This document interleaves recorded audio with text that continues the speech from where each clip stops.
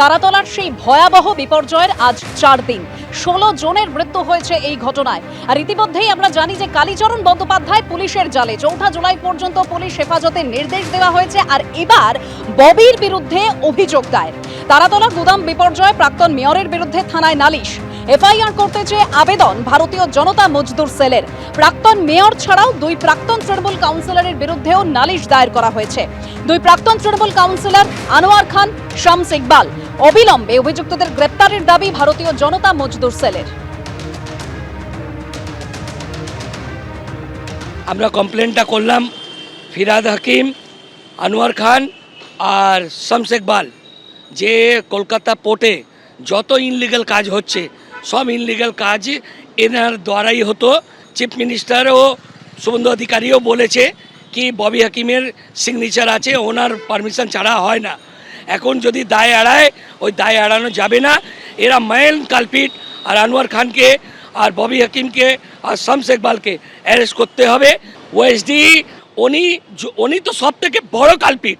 ববি হাকিমের যত কাজ, যত ইনলিগাল, যত কিছু সব ওনার কাছে অনেক তথ্য আছে। যদি আজ 5টার আগে ফিরাদ হাকিম গ্রেপ্তার হন তাহলে বুঝবো মুখ্যমন্ত্রী যা দেখিয়েছেন ঠিক দেখিয়েছেন। কিন্তু যদি দেখা যায় ফিরাদ হাকিম গ্রেপ্তার হচ্ছে না, তাহলে ধরে নিতে হবে মুখ্যমন্ত্রী রাজনৈতিক চাপ হিসেবে ব্যবহার করছেন। আগেই আক্রমণ শানিয়েছিলেন বেলেঘাটার তৃণমূল বিধায়ক। আর ডেডলাইন শেষের পর কুণাল ঘোষের কি বক্তব্য শোনাবো।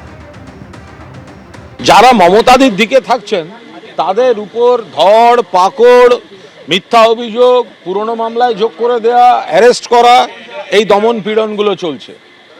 আর যারা বিজেপির অঙ্গুলি হেলনে যারা অন্যরকম কথাবার্তা বলছে তাদের 7 খুন মাপ, এটা আমরা তীব্র নিন্দা করছি।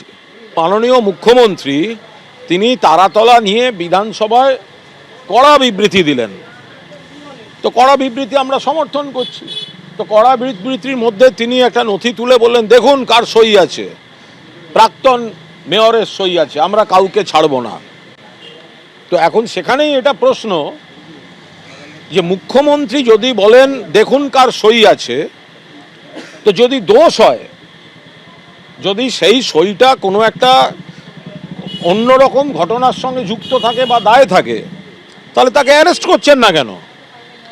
আবার সেই ব্যক্তি যদি মমতা বন্দ্যোপাধ্যায়ের আসল তৃণমূল ছেড়ে অন্যদিকে যান, তাহলে তো ধরতে হয় যে মুখ্যমন্ত্রী ওই নথিটা দেখিয়েছেন শুধুমাত্র রাজনৈতিক চাপ সৃষ্টি করার জন্য।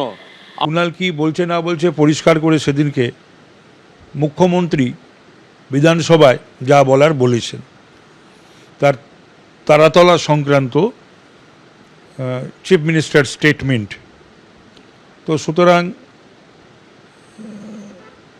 এটা ভালো লাগছে যে তৃণমূলের একজন বিধায়ক আরেকজন বিধায়ককে গ্রেপ্তারের জন্য একটা আলটিমেটাম বা একটা সময় বেঁধে দিচ্ছে।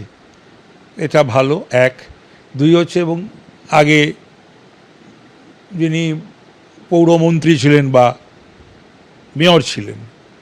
সুতরাং আমাদের সরকার এই সমস্ত ঘটনার পরিপ্রেক্ষিতে একেবারেই স্পষ্ট নীতি ঘোষণা করেছে, যেটা হওয়ার সেটা হবে।